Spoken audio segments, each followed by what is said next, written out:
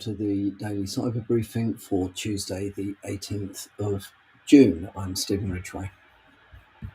One to watch out for, there are fake Google Chrome errors that are aimed to trick you into running malicious PowerShell scripts.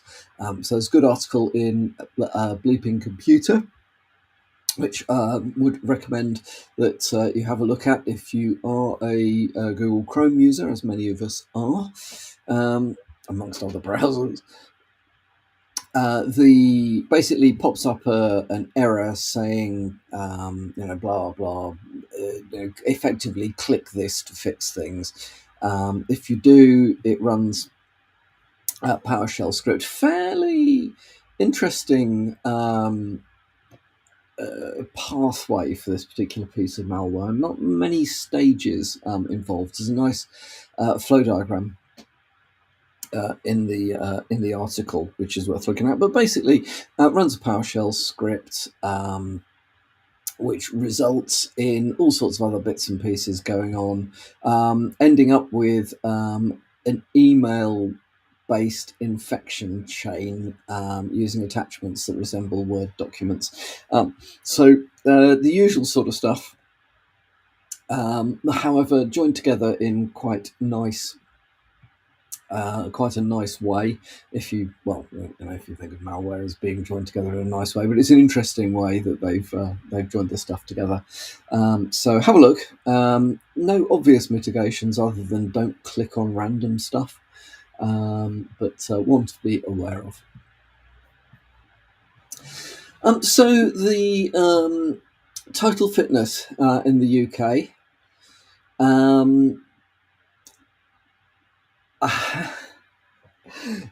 Exposed 500,000 images of members and staff through an unprotected database. Unsurprisingly, it's been lifted.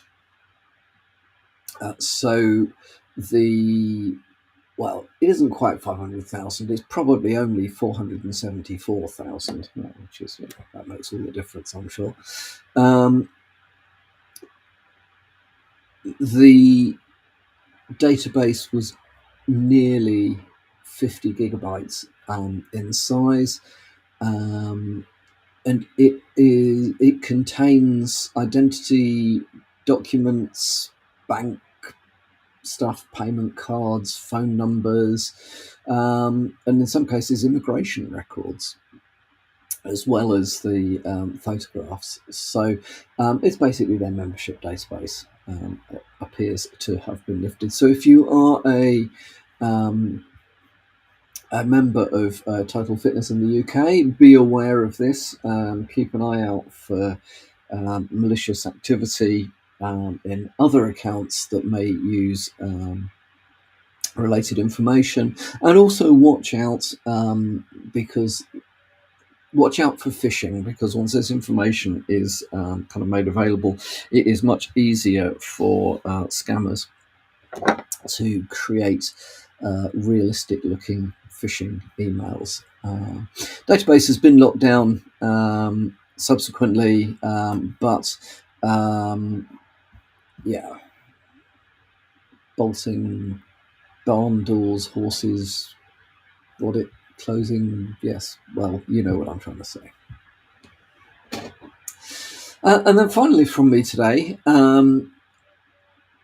there has been some research into the defences that ARM built in to prevent speculative execution on their chips. So they use a thing called MTE, which is memory tagging extensions. And it basically allocates a tag to, now habit 16 byte blocks of memory. The tag's then used as a kind of authenticator when the memory is being read. So apparently it is possible to bypass this. don't think we need to particularly worry about this. It doesn't mean that ARM chip security has been significantly compromised. I think it just means that one level of protection isn't as effective as they'd hoped it was. So, given that ARM chips are very popular, smartphones and so on and so forth use these. Watch for other, Linux as well uses this. Macs and so on use ARM chips. I think the